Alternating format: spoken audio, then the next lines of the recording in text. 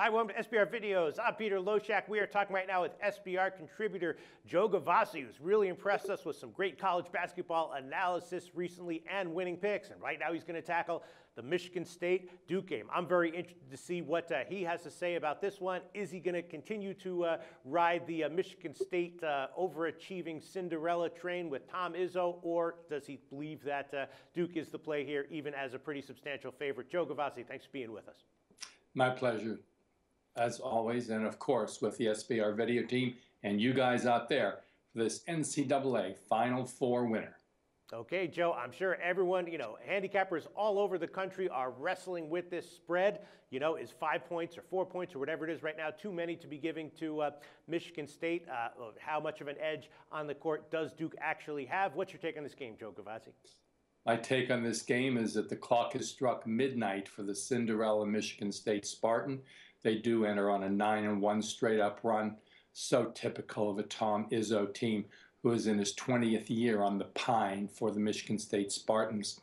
He goes up against legendary Duke coach K, who now has 35 years of experience for Duke. And incidentally, these two coaches combined have more NCAA victories than any two coaches who have ever faced each other in the NCAA, a true testimony to their greatness.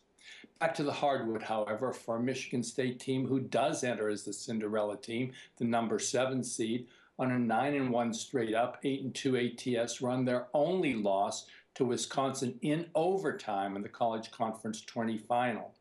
Along the way, however, they've done it with great fundamentals, good defense as always, a solid rebound margin, and a phenomenal 17 assists per game. Point out Michigan State in this one. However, they're not scoring the basketball at a high clip. In any of those 9 wins, none of those 9 victories have they scored greater than 67 points.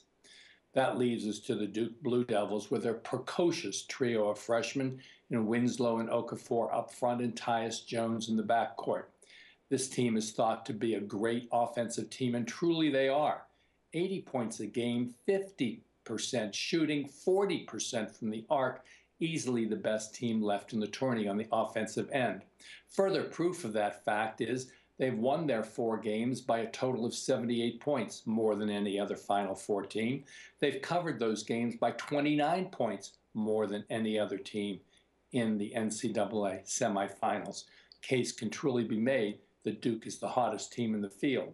Remember, they do enter on a 17-1 straight up run, their lone loss to Notre Dame in the College Conference tourney final.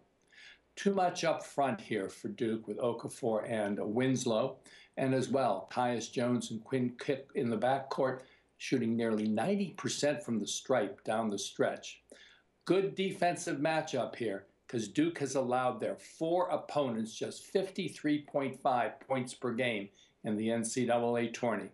2 good defensive teams, 2 great fundamental teams, 2 great offensive coaches. But the difference here is the higher scoring, more resilient, more cohesive, more balanced Duke offense.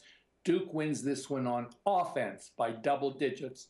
Lay the 5 points. All right. Awesome. Very comprehensive analysis. Joe Gavassi, thanks so much. Liking Duke. Thanks so much, Joe.